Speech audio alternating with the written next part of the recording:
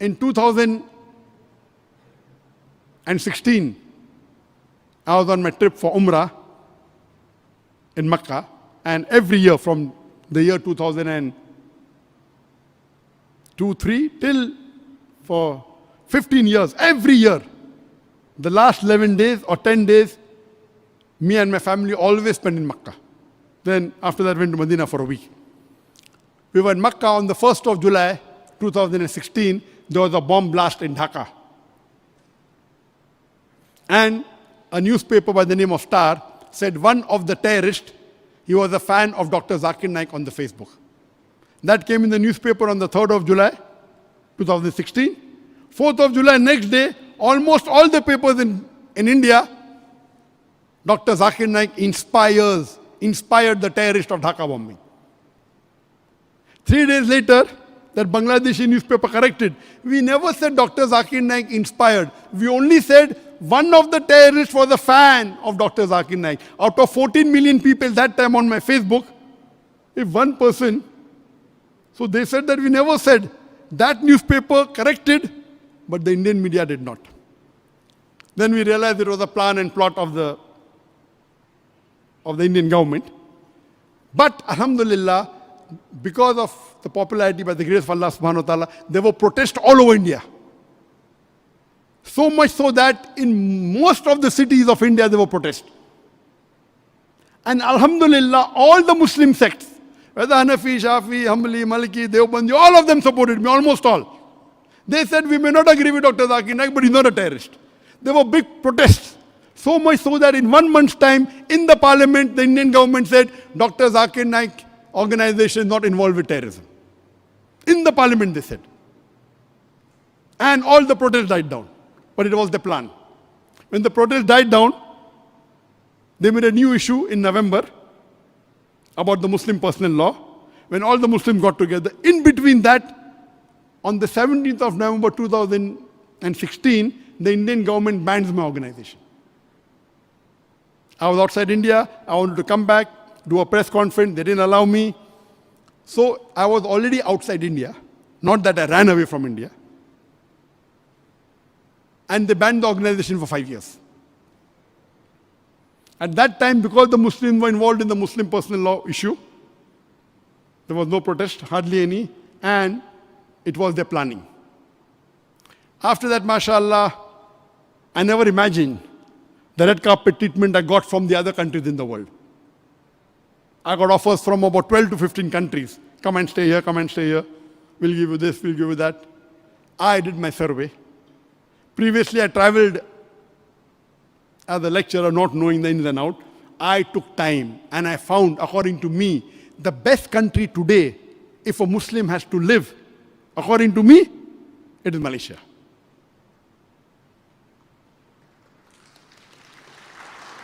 I can give a 1 hour lecture why Malaysia is the best country. Time doesn't permit me. And I said that. Number one, Malaysia is away from the war zone. You know, Gulf country, war zone, Yemen, Syria, war is going on. Number two, it is not under the clutches of the Western power like America, etc. Number three, according to me, the best non-Arab country in the world in which Muslims are the most practicing, according to me, is Malaysia. An average Muslim in Malaysia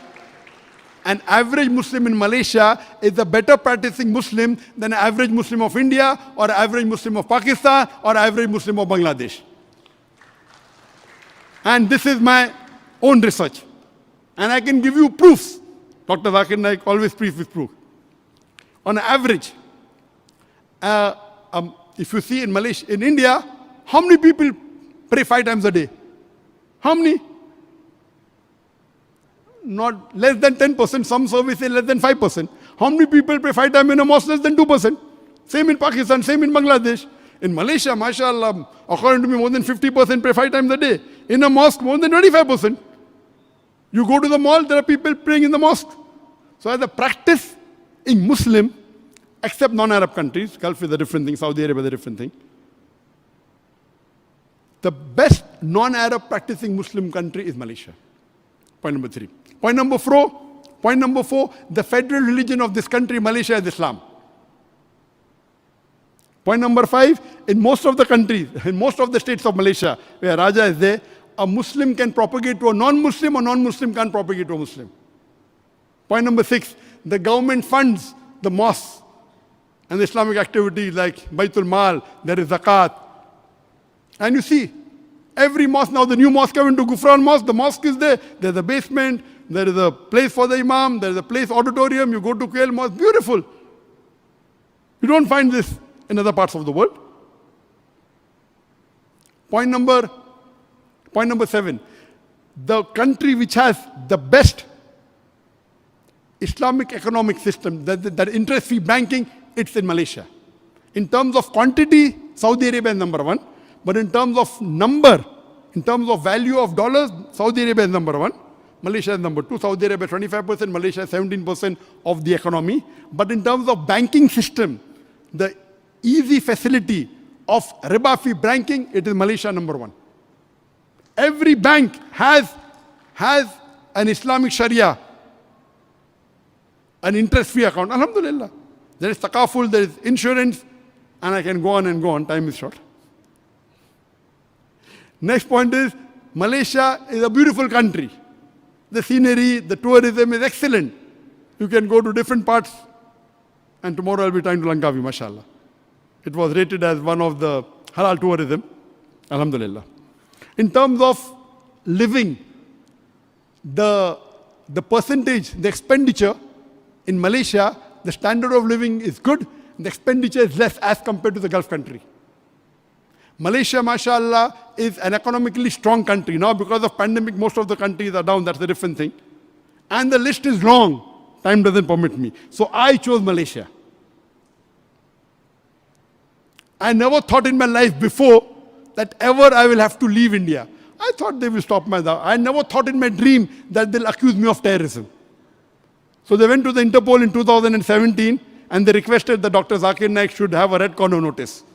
Then we called a lawyer, a very famous lawyer in UK, and he came to advise me.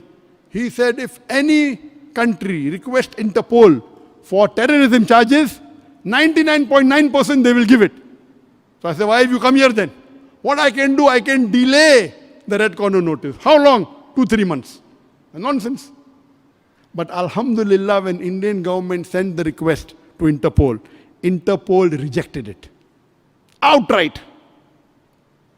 In 2017 they requested, 2018 Interpol had a committee, mashallah, maybe they saw my cassette, they said, no, Dr. Zakir Naik, there is no evidence he's a terrorist. There's no charge sheet filed against him. There's no proof. So again, in 2018, Indian government requested the second time to Interpol and they changed the charges from terrorism to hate speech. And they gave sample of my hate speech. Interpol again had a meeting in 2019 and they said, no, he does not give hate speech. Then 2019, again they're fresh. Okay, Dr. Zakir Naik, now they've changed the charges to money laundering. Oh, he's collecting money, he'll do money laundering. What a beautiful reply Interpol gives in 2020-21, 11 months ago. In February, they write, Dr. Zakir Naik, there is no proof at all he's doing money laundering. If he collects, he has a right, he's following the law of the country where he's collecting. Never do we collect illegally. And it was a slap on the Indian government. There is not a single court in the world which has put any verdict against me. In 2018, when the NIA and the ED, they attached my property, we went to the court. The head of the tribunal, Dr. Manmohan Singh, fortunately, he had seen my videos. He said, I have seen Dr. Zakir Naik's video. Give me one evidence, any one lecture of his, in context, where he supports terrorism, I will attach all his properties. Imagine, a Sikh, a non-Muslim. He is saying, the judge is telling the lawyer, I have seen Dr. Zakir Naik's video cassettes.